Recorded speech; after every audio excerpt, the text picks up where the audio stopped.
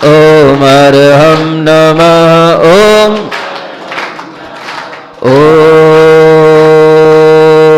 अर्हं नमः।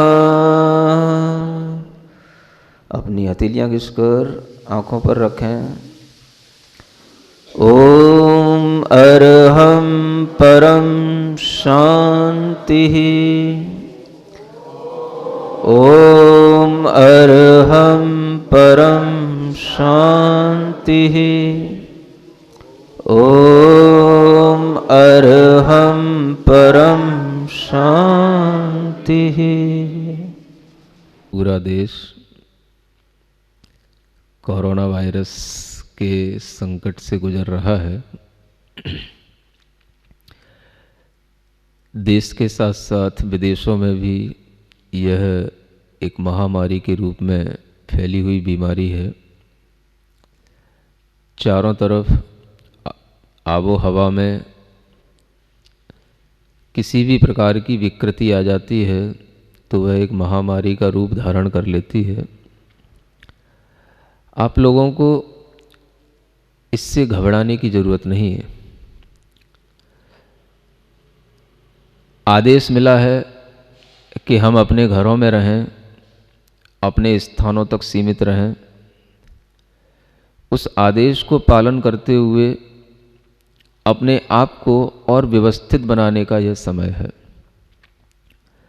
व्यक्ति जब अपनी आपाधापी में बाहर की दुनिया में दौड़ता ही चला जाता है, अपने निकट नहीं आ पाता है, तब प्रकृति के माध्यम से ही हमें कुछ ऐसे संकट झेलने पड़ते हैं जिससे हमें निकट आने के लिए एक माहौल मिलता है। आज की इस परिस्थिति को आप नेगेटिव रूप में भी ले सकते हैं और पॉजिटिव रूप में भी ले सकते हैं। कोई भी विचार है वह अगर हमें परेशान कर रहा है तो वह नेगेटिव हो जाता है। यदि वह हमारे लिए सुख पहुंचाए तो वही विचार हमारे लिए पॉजिटिव भी हो जाता है। एक बहुत अच्छी प्रोवर्ब मैंने बहुत पहले पढ़ी थी। A positive thinker see a opportunity in every difficulty and a negative thinker see a difficulty in every opportunity.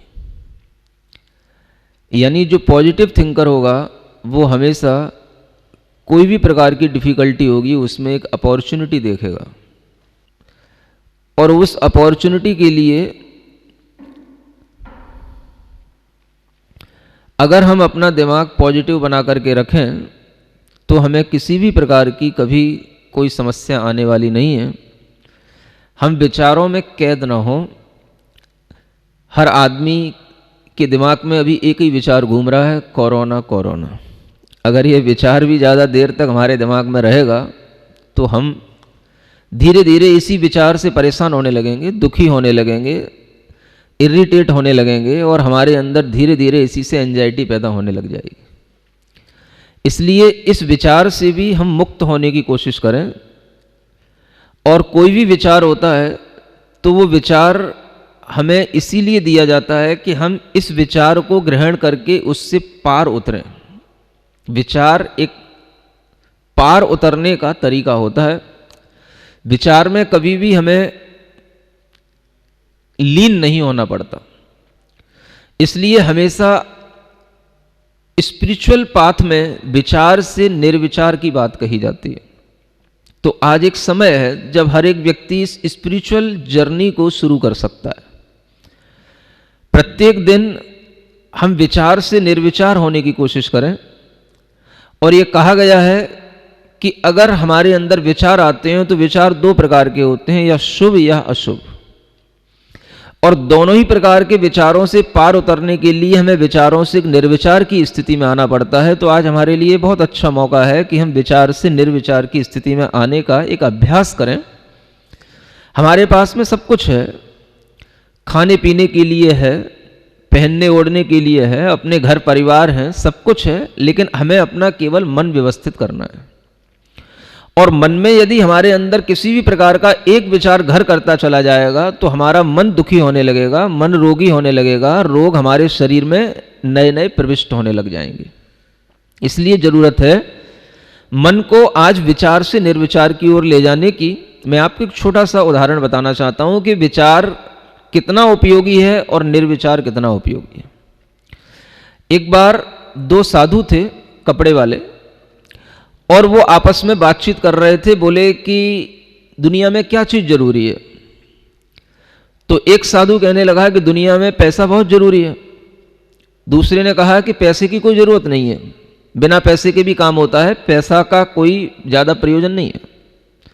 दोनों में बात होती रही और बात होते होते शाम हो गई। उन्हें एक नदी पार करनी थी, और नदी पार करने के लिए जब वो आगे बढ़े तो उस नाव में बैठे तो नाव वाले ने पैसे मांगे।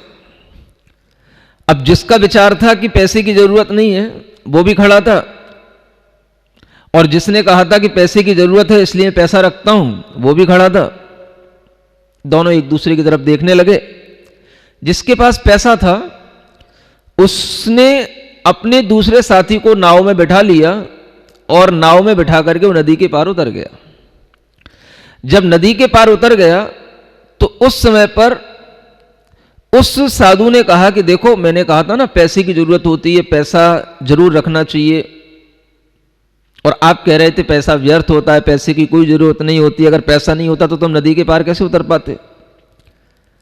तो वह हंसता हुआ दूसरा साधु कहने लगा, देखो मैं जो कह रहा था पहले भी सही कह रहा था, आज फिर भी यही कह रहा हूं कि पैसे की कोई जरूरत नहीं है। पैसा काम नहीं आता है, पैसे का त्याग काम आता है।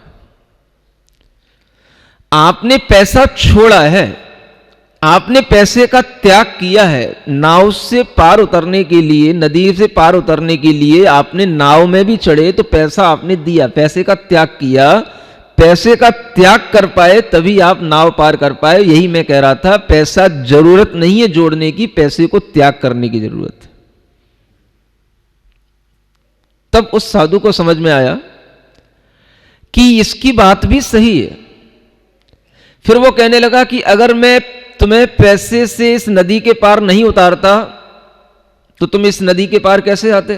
तो वो साधु कहने लगा, हमें क्या जरूरत थी नदी के पार आने की, हम उसी पार पे बैठे बैठे अपना साधना कर लेते, हमें क्या दिक्कत थी।